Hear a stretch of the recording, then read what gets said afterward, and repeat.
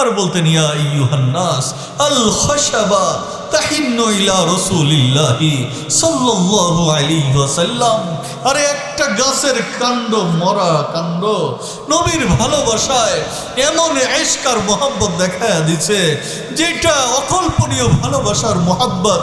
ওয়া আনতুম আহাক্কু আন তাশতাকু ইলাইহি, তোমরা নবীর উম্মত, শ্রেষ্ঠ নবীর শ্রেষ্ঠ উম্মত তোমরা দাবি করো, অথচ তোমাদের মধ্যে সেই মোহাব্বত কোথায়?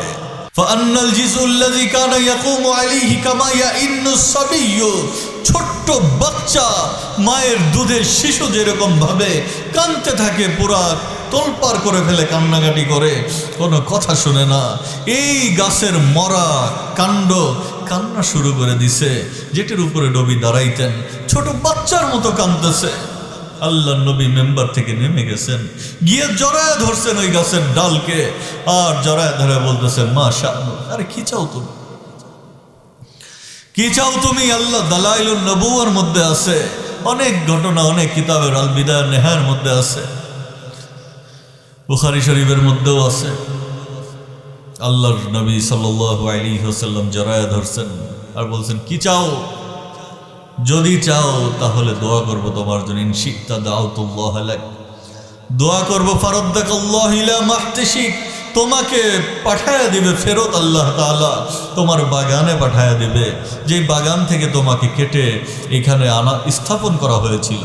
ও বুঝছে যে আখিরাত বেশি দামি, দুনিয়ার এই ফিরে গেলাম, আবার এক সময় তো কেটেই ফেলবে, এক সময় তো মারা যাইতেই হবে, লাভ কি হবে? কথা নাই। আল্লাহর নবী বললেন ও ইনশিতা, আর যদি এটা চাও তাইলে তোমার জন্য আমি দোয়া করব, দাউতুল্লাহ লাক,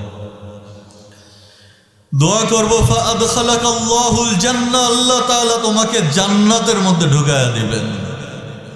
সুবহানাল্লাহ, বাড়ি গিয়েই বললেন জান্নাতে ঢুকায়া দিবেন।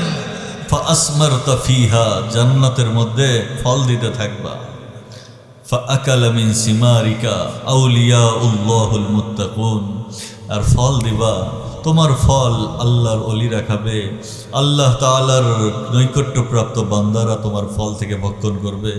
জামানায় জামানায় বাইজিদ বোস্তামি, আব্দুল কাদের জিলানীরা তোমার ফল খাবে, ইমামে আজম আবু হানিফা থেকে শুরু করে বড় বড় আলেমরা তোমার ফল থেকে ভক্ষণ করবে, শাইখুল হাদিস হেলাল সাহেব পর্যন্ত। আশা করি পরবর্তী জামানার যারা আসবে আল্লাহর ওলিরা তোমার ফল থেকে ভক্ষণ করতে থাকবে।